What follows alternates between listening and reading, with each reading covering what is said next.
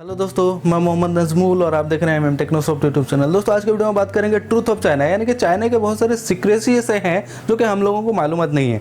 उस विषय में विस्तार से चर्चा करेंगे, जैसे कि ग्रेट फायरवॉल ऑफ चाइना, इस टाइप के और भी बहुत सारे सीक्रेसी रहते हैं, बहुत सारे वेबसाइट्स ब्लॉक हैं, उनके विषय में चर्चा करेंगे विस्तार से। तो दोस्तों हर बार की तरह आपको रिक्वेस्ट करूंगा, वीडियो को लाइक करें, शेयर करें, कमेंट करें और जो इस चैनल में नए हो प्लीज सब्सक्राइब करें और बेल आइकन को दबाना ना भूलें। तो चलिए दोस्तों वीडियो शुरू करते हैं। सबसे पहला ट्रूथ जो कि चाइना से है, वहाँ 3000 से ज़्यादा वेबसाइट को ब्लॉक कर रखी है गवर्नमेंट ऑफ चाइना, जो कि 2009 से आज तक वहां बंद रखी गई हैं, यानी कि ब्लॉक कर दी गई हैं। जैसे कि फेसबुक, व्हाट्सएप, गूगल, इन टाइप के जितना भी वेबसाइट है जो कि डे टू डे लाइफ में हम लोग यूज़ में लाते हैं, वहां का कोई भी पब्लिक इसको एक्सेस नहीं कर सकता, क्योंकि उस रीजन में इस वेबसाइट सबको ब्लॉक कर दी गई हैं। इसलिए ब्लॉक की गई हैं। वहाँ का गवर्नमेंट का सोच ये है ताकि डाटा, उसका जो कुछ सीक्रेट डाटा होता है, जो कि बहुत सारा ऐसे चाइना गवर्नमेंट जो सीक्रेट डाटा बनाता है, कुछ सीक्रेट काम भी करता है जो कि पूरी दुनिया के खिलाफ में होती है, उसके सपोर्ट में होती है, उसके प्रॉफिट के लिए होते हैं। उस टाइप का जो डाटा है, वहाँ का कोई भी पब्लिक या कोई भी एक पर्सन से जो कि डाटा लीक ना हो जाए थ्रू सोशल मीडिया या वेबसाइट, इसी डर से उसको ब्लॉक कर रखी है।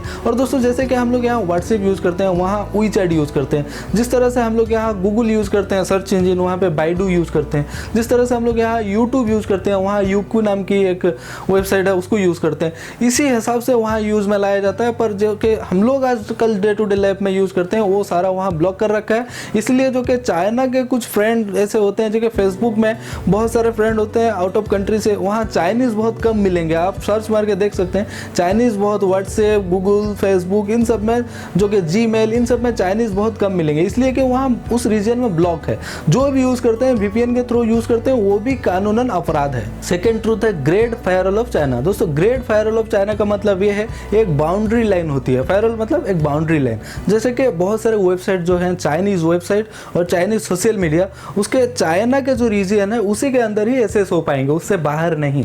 एक बाउंड्री लाइन होती है, जैसे कि बॉर्डर होता है, ये उसी तरह इंटरनेट का ये दिखती नहीं है, मगर ये बाउंड्री लाइन होती है, लंगीट्यूड लैटीट्यूड दे के इसको सेटिंग किया जाता है। इस रीजन से बाहर एक्सेस नहीं हो सकता।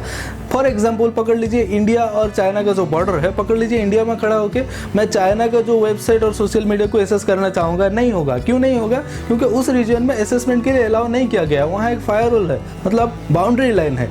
ये इसलिए है ताकि वहाँ का कुछ सीक्रेट डाटा भी लीक ना हो जाए। मतलब आप समझ रहे हैं ना, वहाँ का डाटा बाहर नहीं आएगा, बाहर का डाटा अंदर नहीं जाएगा, वहाँ का पब्लिक आपका बाहर का न्यूज़ नहीं जान पाएंगे और वहाँ का न्यूज़ आप लोग नहीं जान पाएंगे। तो इस टाइप से चाइना जो है खेल करता रहता है। हार्ड ट्रूथ ये है, वहाँ 41% हैकर्स पाए जाते हैं, मतलब पूरी दुनिया में जितना हैकर्स हैं उसमें सिर्फ 41% चाइना से ही हैं।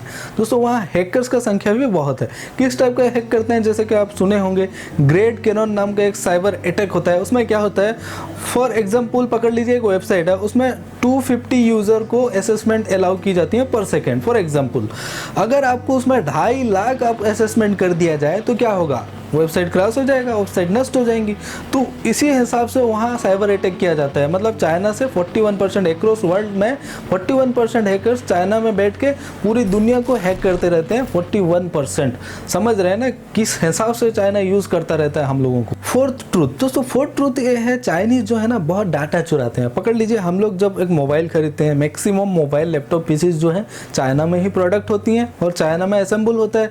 तो क्या होता है ना, वहाँ से जब आता है वो लोग उसमें एक चिप डाल देते हैं या कुछ ऐसे डाटा कोड डाल देते हैं जो कि हमारा प्राइवेसी जो है उन तक पहुंचता है। वो क्या जज करते हैं, पकड़ लीजिए मैं एक मोबाइल लेके यूज़ करता रहता हूँ, किन चीज़ों में मुझे ज़्यादा इंटरेस्ट है और किस टाइप का चीज़ मैं पसंद करता हूँ यूज़ करने के लिए, वो सब वो कॉपी करते हैं, कॉपी करके जजमेंट करते हैं। हाँ, इंडियन लोग ज़्यादा परसेंटेज ये है कि गानों में पसंद रखते हैं या फिर फिल्म देखने में पसंद करते हैं या फिर इन टाइप के इलेक्ट्रॉनिक्स प्रोडक्ट को पसंद करते हैं। तो वो डाटा को कॉपी करते हैं, कॉपी करके क्या करते हैं, फिर वही डाटा को बना के इंडिया में एक्सपोर्ट कर देते हैं। क्या हुआ, वो डाटा कॉपी किए, बना लिए, आपका इंटरेस्टिंग वाला चीज़, आपको तो इंटरेस्ट है, आप खरीदेंगे, बस वहाँ पैसा खर्च किए, खरीदे, उन तक बजट गया, मोबाइल बेचे, फिर डाटा कॉपी किए, उसके बाद में आपको फिर प्रोडक्ट बना के दे दिए, फिर उसमें जो कि आपका प्रॉफिट गेन किए। दोस्तों फिफ्थ ट्रूथ चाइना का ये है, चाइना में बहुत सारे इलेक्ट्रॉनिक्स प्रोडक्ट जो हैं असेंबल किए जाते हैं और मैक्सिमम प्रोडक्ट में आप देखेंगे लिखा होगा मेड इन चाइना और असेंबल्ड इन चाइना। इस तरह से क्यों?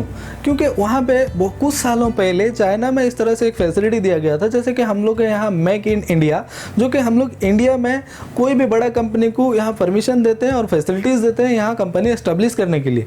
पर जो कि चाइना चाइना बहुत साल 1970 से इस तरह से वो फैसिलिटी दिया है जो कि वहाँ बड़े बड़े कंपनी वहाँ एस्टेब्लिशमेंट कर सकें। वहाँ के मतलब वहाँ टैक्स में छूट दी गई थी, वहाँ बहुत सारा फैसिलिटीज़ दिया गया था, इसलिए वहाँ बड़े बड़े कंपनी ऑलरेडी एस्टेब्लिश हो चुके हैं। होने के बाद में क्या हुआ है ना, और वहाँ पे सेकंड चीज़ ये है, वहाँ जो है बहुत ऐसे जो वर्कर हैं वो चीप प्राइस में मिल जाते हैं। मतलब वहाँ के स्टूडेंट्स को भी लगाया जाता है कामों में, और बहुत सारे ऐसे हैं जो कि बिलो पॉवर्टी लाइन के लोग हैं उनको लाके लगाया जाता है, बहुत सस्ता में उनसे काम निकाला जाता है। और वहाँ इलेक्ट्रॉनिक्स प्रोडक्ट जो है उसमें एक चीज़ को आपको जब असेंबल करते रहते हैं उसमें छोटा छोटा चीज़ें ज़रूरत होती हैं, वो सब वो चाइना में प्रोडक्शन हो जाता है, इजीली अवेलेबल हो जाती है। पकड़ लीजिए आप एप्पल का एक सामान जो है वहाँ पे असेंबल हो रहा है, ये सामान का शॉर्टेज है, तो वहाँ सोनी का भी हो रहा है और कुछ का भी हो रहा है, तो वहाँ से वो चीज़ लेके आ जाते हैं, मतलब संगे संग अरेंजमेंट हो जाती है, मतलब बहुत चीप में वहाँ असेंबल कर लिया जाता है। यही चीज़ों के लिए मैक्सिमम 80% जो प्रोडक्ट हैं चाइना में ही असेंबल की जाती हैं।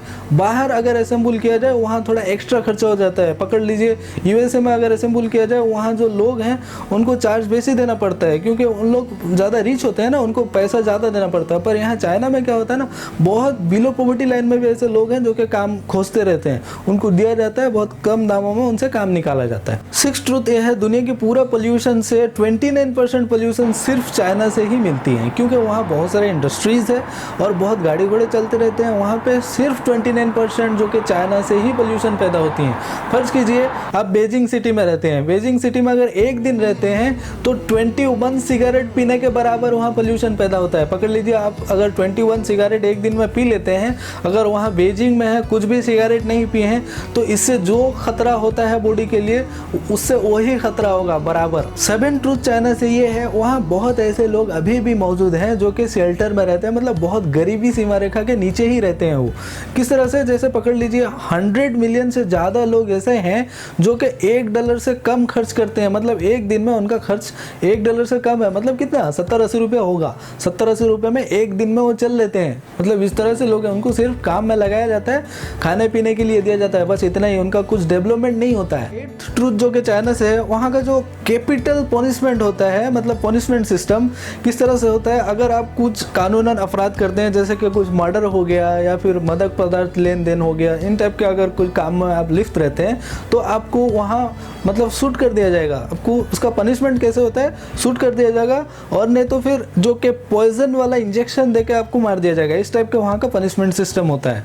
ये सिर्फ वहीं के लोगों के लिए नहीं है, अगर बाहर से भी कोई फॉरेनर है उस टाइप का काम वहाँ पे करता है उसके लिए भी ये एप्लीकेबल होती हैं। तो चाइना का 9th ट्रूथ है, वहाँ जो बच्चे पैदा होते हैं डिफेक्टिव होते हैं, मतलब सब नॉर्मल नहीं होते हैं, बहुत एबनॉर्मल बच्चे भी पैदा होते हैं। सिर्फ वहाँ का पोल्यूशन खराब है और जंक फूड खाते रहते हैं इधर उधर का, मतलब खाते हैं कि आपको मालूम है, सांप खाते हैं, बेंग खाते हैं, कुत्ते खाते हैं, क्या नहीं खाते हैं वो। मतलब ये जो राइस होता है ना, राइस को भी 3D प्लास्टिक का 3D प्रिंटर में प्रिंट करके उसको पका के खा जाते हैं, और क्या नहीं खाते हैं, चमगादड़ खा जाते हैं, बहुत सारी चीज़ें खा लेते हैं। उसके बाद यहाँ पोल्यूशन बहुत ज़्यादा है, पोल्यूशन में तो पिछले इसमें बता चुका हूँ, पोल्यूशन भी बहुत ख़राब है, इसलिए सारे बच्चे जो होते हैं मैक्सिमम बच्चे एबनॉर्मल पैदा होते हैं, बहुत कम बच्चे जो हैं वो नॉर्मल पैदा होते हैं। 10th ट्रूथ ये है, वहाँ का जो कैलेंडर सिस्टम होता है अलग होता है। हम लोग का कैलेंडर एक टाइप का होता है, उनका नया साल जो होता है अलग टाइम में होता है, हम लोग का नया साल एक टाइम में होता है। और वहाँ जो होता है ना, नया साल का जो सेलिब्रेशन होता है वो सेलिब्रेशन 15 दिनों तक चलते रहता है। मतलब हम लोग के यहाँ क्या होता है, 1-2 दिन तक होता है, एक दिन तो बेसिकली होता है, वहाँ 15 दिन तक इसको सेलिब्रेट करते रहते हैं। और सबसे ज़्यादा कुत्ते उसी टाइम में खा जाते हैं, मतलब पूरी दुनिया में जितने कुत्ते हैं शायद यही खा जाते हैं 15 दिनों के बीचों बीच। तो आज के वीडियो में सिर्फ इतना ही। अगर वीडियो आपको अच्छी लगी हो तो लाइक करें, शेयर करें, और अगर इस टाइप के वीडियो देखने में आप पसंद करते हो तो प्लीज़ आपके दोस्तों तक उसको शेयर करें और सब्सक्राइब करें और बेल आइकन दबाना ना भूलें, ताकि जब भी मैं वीडियो अपलोड करूं आप तक इस नोटिफिकेशन पहुंच जाए।